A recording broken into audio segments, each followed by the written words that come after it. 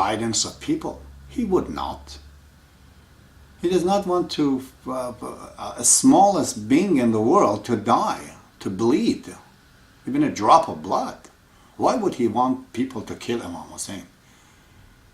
In fact, Imam Hussein testifies when he was dying, and the suffering that he had, God was going to take a revenge and destroy the whole planet. But he, on behalf of the people, begged God not to be angry at them. You see? It's telling us the anger of God was big, but Imam Hussein asked God not to.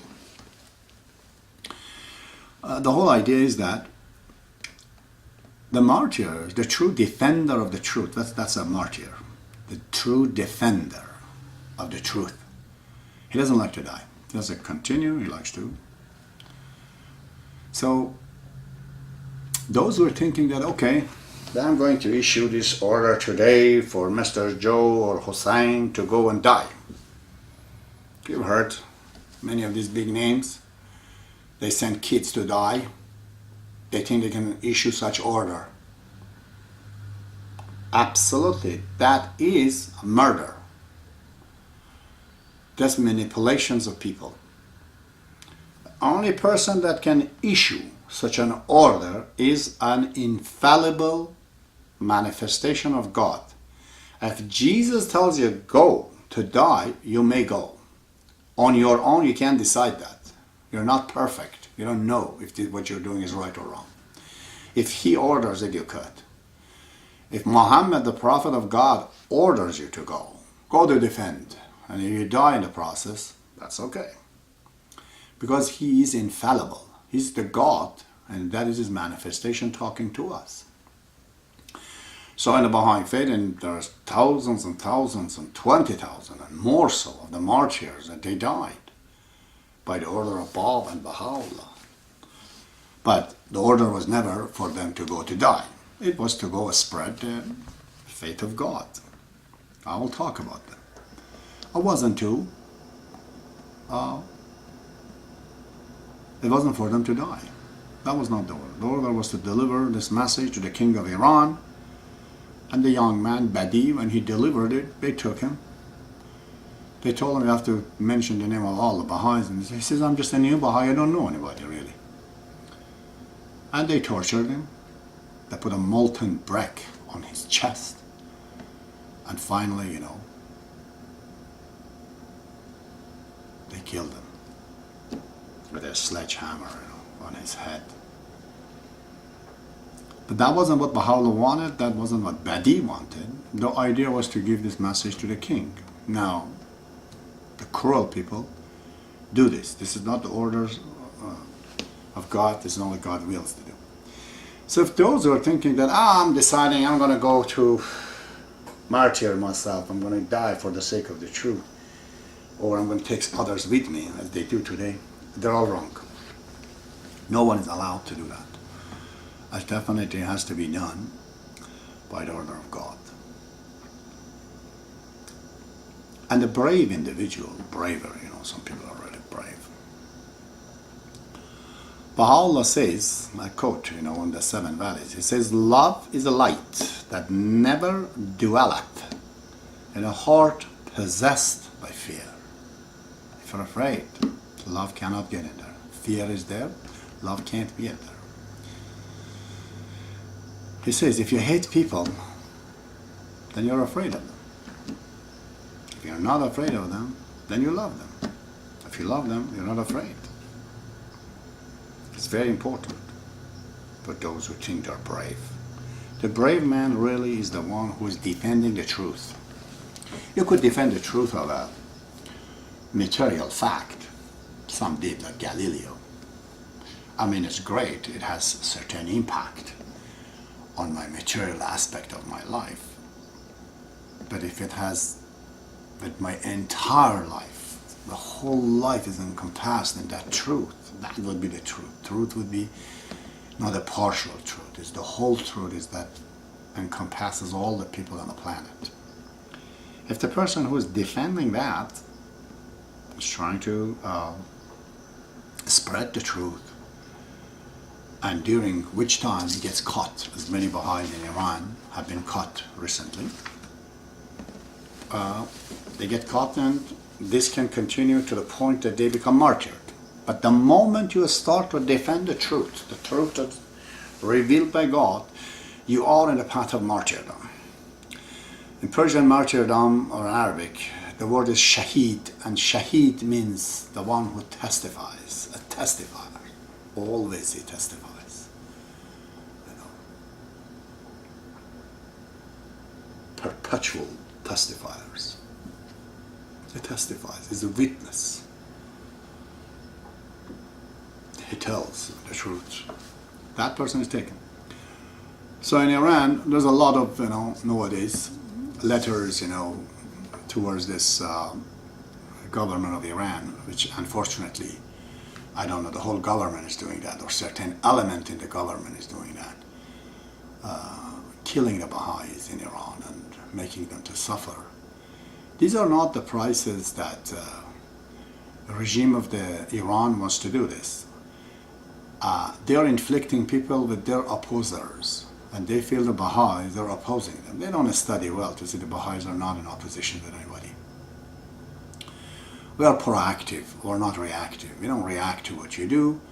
Baha'ullah says, do not even fight those who are doing wrong. The one who is doing wrong is condemned to death. He's dying. His mistake is going to kill him. Why would you want to kill a person who is dying? Wrong people with a wrong ideology are dying. Therefore, the Baha'is don't defend against them. What do we say? Am I going to kill a person who is about to suicide? He is suiciding. I could prevent it, but they don't listen. This ideology they have is nothing but suicide ideology. All of them. They're wrong. It's written right at the end of it, a dead end where they all get trapped, and the mob and the public are chasing them. They trap them there and kill them. It happened to the Tsar of Russia, to Marie Antoinette, to all of these politicians that they go in one way into the politics and they don't understand it. So I like to say word, against the people that they died in Iran. The only word I can say that I envy you. I envy you. How gracious is that God, the maker of this universe, actually point his hand on a person, on something. How blessed is that person? I wish it was me. If tomorrow they kill my son, my daughter, for the sake of Baha'u'llah, I shall celebrate. I love them to death, but I still celebrate. I'm sorry if I hear he died in an accident. He got sick. He died because of his mistakes. That would be awful. But they died because of their own willingness to defend the truth. They were never killed, really. A Baha'i cannot be killed, especially a Baha'i teacher. He chooses the truth. He is going there, to his gallows.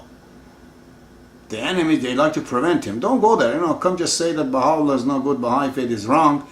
You are wrong, the truth is this, what we say is true. Come and eat, feed, live the life. He says, I love living the life, but I can't have the shame of lying and the shame of not defending the truth. I have to defend the truth. They tell him, well, the truth is taking you there. He says, be it. He goes. None of them are unhappy. If you think they're unhappy when they were killing them, dying them, or put them in jail. Believe me, people, they are the ones that are blessed. So, I don't know what to say. I say to the regime of Iran, fine, please. Anyone that is defending the truth, the Baha'i faith, find them, get them. So the truth will be demonstrated by them.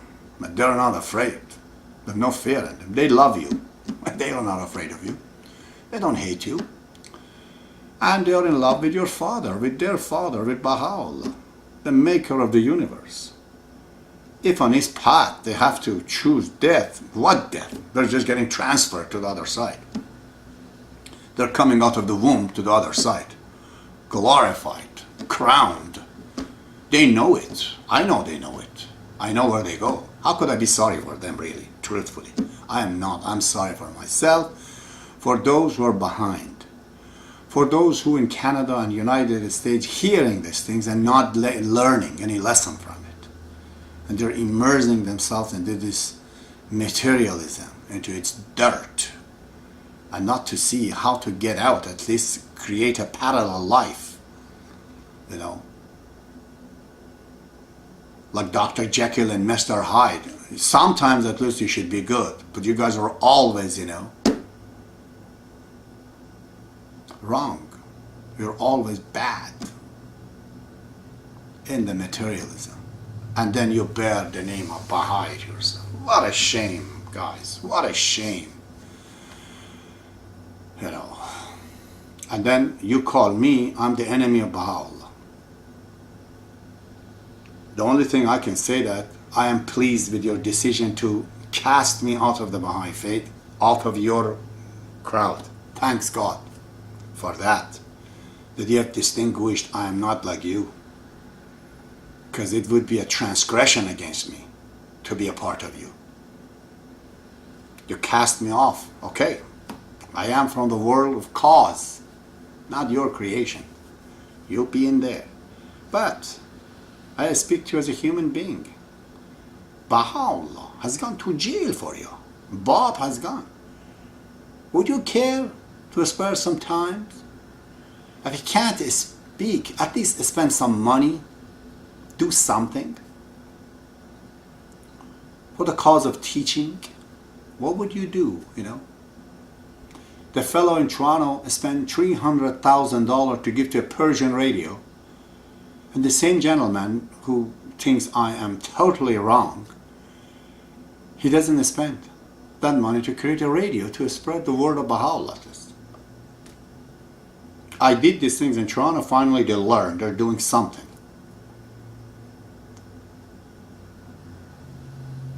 And then you are trying to, these Persian magazines belonging to the Universal Laws of Justice, the magazines, it's an internet magazine called Negah, yeah.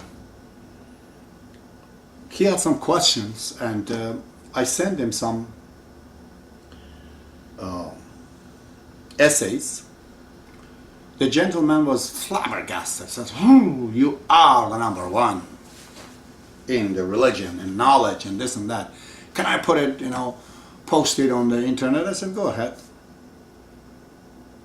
He wanted to change some of the words. I said, "Go ahead, do it. It's okay. That's the truth. Tell them." Then as soon as I found out I'd been cast off according to their, you know, diabolical, convoluted belief, then he didn't even contact.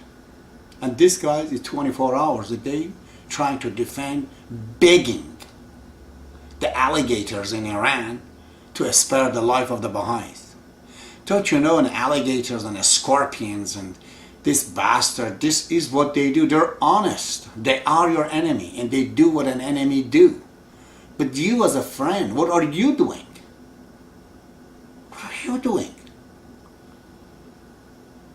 Calling me the enemy of God in 21st century because I expressed the ideas written by Shoghi Effendi in his book, "No, I'm the bad guy"? I don't forgive you. None of you. I warn you. I won't forgive you.